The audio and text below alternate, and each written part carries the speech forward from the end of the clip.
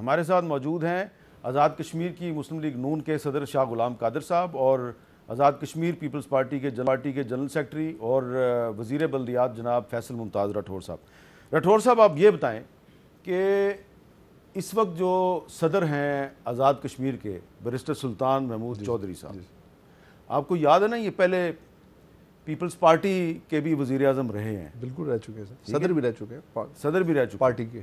تو انہوں نے پیپلز پارٹی چھوڑ دی، پھر یہ ادھر ادھر گئے، پھر انہوں نے پی ٹی آئی جوائن کی، اب پی ٹی آئی کو بھی انہوں نے چھوڑ دیا۔ ان کا گروپ آپ کو سپورٹ کر رہا ہے۔ جی جی۔ تو یہ جو سیاسی وفاداریاں بدلنے والے لوگ ہیں، ان کے بارے میں عوام کی اور خاص طور پہ آزاد کشمیر کے نوجوانوں کی رائے کچھ اچھی نہیں ہے۔ تو ان پولیٹیکل ٹرن کوٹس، یعنی کہ لوٹوں کو اپنے ساتھ لے کر آپ جو حکومت بنائیں گے، اس سے آپ کی عزت میں اضافہ ہوگا یا عزت کم ہوگی؟ سر، تھوڑی سی اس چیز کو سمجھنے کی ضرورت ہے۔ آپ کا بالکل سوال تو درست ہے۔ آزاد کشمیر میں یہ جو لوگ اس وقت بیرسٹر سلطان صاحب کے ساتھ ایم ایل ایز ہیں، جس میں ان کے بیٹے، ان کے بھائی، باقی لوگ شامل ہیں، ان کا آلریڈی پیپلز پارٹی میں ایک سپیس اس وجہ سے موجود تھا کہ یہ ماضی میں پیپلز پارٹی میں تھے۔ جب یہ پیپلز پارٹی چھوڑ کر چلے گئے تو وہ ایم ایل ایز ان کے ساتھ چلے گئے اور وہاں پر پاکستان پیپلز پارٹی کے اس طرح سے کینڈیڈیٹ اسٹیبلش نہیں ہو سکے۔ اس سے پہلے بھی کچھ عرصہ بیرسٹر سلطان محمود صاحب کو ساتھیوں کے ساتھ پیپلز پارٹی میں شامل کرنے کی کوشش کی جا رہی تھی، لیکن کسی وجہ سے وہ نہیں آئے۔ اور اس سے ہٹ کر بھی جو پچھلے دنوں ہم نے لوگوں کو شامل کیا پیپلز پارٹی میں، تو ان کا سپیس پیپلز پارٹی میں موجود تھا۔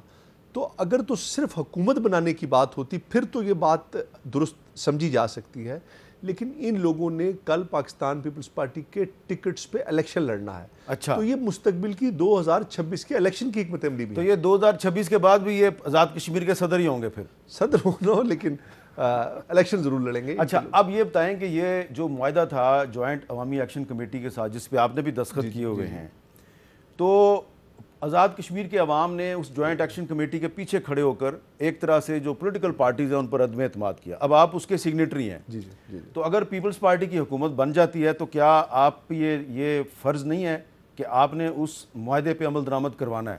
سر دیکھیے، میں آپ کو بتاؤں کہ یہ جو معاہدہ جس پہ دستخط ہوئے ہیں وفاقی حکومت کے اور ہماری قیادت کے اور ہمارے، یہ اب معاہدہ میں سمجھتا ہوں کہ پتھر پہ لکیر بن چکا ہے۔ اور اگر کسی نے بھی اس کو سبوٹاج کرنے کی کوشش کی یا اس پہ عمل درآمد نہ کرنے کی کوشش کی تو میں سمجھتا ہوں کہ اس کے لیے یہ مشکلات پیدا ہو جائیں گی، چاہے وہ پیپلز پارٹی ہو، چاہے وہ نون لیگ ہو۔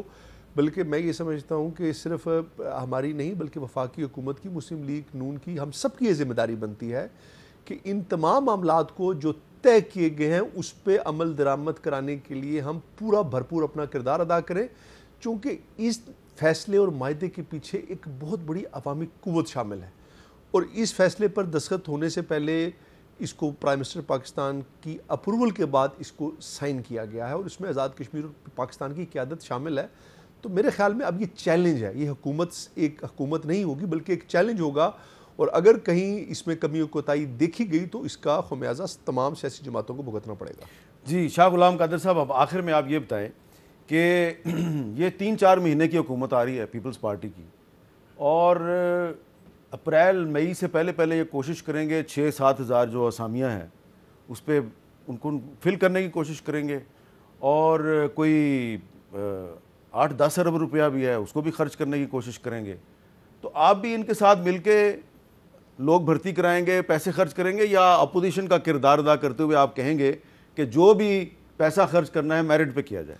دیکھیں، ایک تو میر صاحب بات ہے، جب اپوزیشن میں ہم ہوں گے تو ہمیں پھر یہ اختیار آ جاتا ہے کہ ہم اپنی بات کر سکتے ہیں، حکومت پہ تنقید کر سکتے ہیں۔ انوار حکومت میں تو ہمارے 4 وزیروں کی وجہ سے ہماری زبان بندی تھی، جو ہم نہیں لوگ بھی نہیں مانتے تھے، لوگ کہتے تھے کہ یہ آپ کے وزیر ہیں اور آپ ہمیں یہ آ کے بھاشن دے رہے ہیں۔ اب صورتحال بالکل مختلف ہوگی۔ دوسری بات یہ ہے کہ بھرتیوں میں ہم نے اپنے دور میں این ٹی ایس کیا تھا ٹیچروں کی بھرتی میں، اگر وہ اسی تھرڈ پارٹی ویلیڈیشن کے مطابق اگر کریں گے تو پھر تو کسی کو اعتراض نہیں ہوگا، لیکن اگر اس کے علاوہ کچھ کرنے کی کوشش کریں گے، اور ساتھ ساتھ وہ جو 10 ارب روپیہ جس کا آپ ذکر کر رہے ہیں وہ ہے سوشل ویلفیئر کا انڈومنٹ فنڈ، اس کو ادھر سے ادھر کرنے کی اگر انہوں نے کوشش کی تو بھرپور انشاءاللہ مزاحمت بھی کریں گے، اور جو قانونی طریقہ ہوگا، جو آئینی طریقہ وہ اختیار کریں گے۔ اچھا فیصل صاحب، ایک تو یہ بتائیں، یہ 6-7 ہزار اسامیاں ہیں اور 10 ارب روپیہ بھی ہے، اور ایک آپ کا جو معاہدہ ہے جس کو آپ کہتے ہیں کہ وہ پتھر پہ لکیر ہے جوائنٹ عوامی ایکشن کمیٹی کے ساتھ، اس کے مطابق تو آپ کی کیبنٹ جو ہے وہ 20 سے زیادہ نہیں ہو سکتی، ٹھیک ہے جی.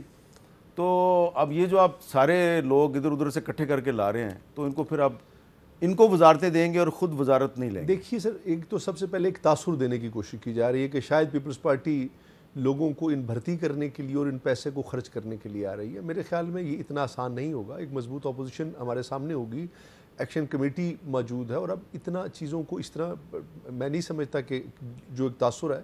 لیکن جہاں تک آپ یہ بات کر رہے ہیں کہ جو عوامی ایکشن کمیٹی کا یہ معاہدہ ہے اس میں 20 کی، اور اس میں جو 20 کی ہے، پیپلز پارٹی پہلے سے یہ طے کر چکی ہے کہ وزراء اور مشیروں سمیت اس 20 کے فگر کو کراس نہیں کرے گی، اور یہ کیبنٹ بنے گی وہ اسی 20 کے فگر کے اندر رہتے ہوئے ہی بنے گی. تو زیادہ قربانی تو پیپلز پارٹی کو دینی پڑے گی. وہ پھر یہ وزیر اعظم آپ کا ہوگا لیکن باقی وزارتیں آپ کی نہیں ہوں گی. ہو سکتا سر، بالکل ہو سکتا.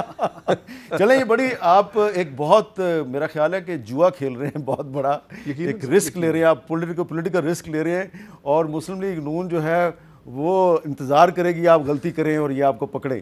ایسا ہی ہونا چاہیے اور یہی سیاست ہے پاکستان میں، ایسی ہی سیاست ہونی چاہیے. بہت بہت شکریہ شاہ غلام قادر صاحب اور فیصل ممتاز راٹھور صاحب کی آپ نے بات سنی. مسلم لیگ نون اور پیپلز پارٹی جو ہے مرکز کے ساتھ ہیں، لیکن آپ دیکھیں گے کہ آزاد کشمیر میں اب مسلم لیگ نون اپوزیشن ہوگی اور پیپلز پارٹی جو ہے وہ حکومت کرے گی. صرف اپریل مئی تک انہوں نے حکومت کرنی ہے، اور دیکھنا یہ ہے کہ یہ جو ایک بہت بڑا رسک پیپلز پارٹی لے رہی ہے، ایک بہت بڑا پولیٹیکل گیمبل ہے، اس میں یہ کتنی کامیاب ہوتی ہے.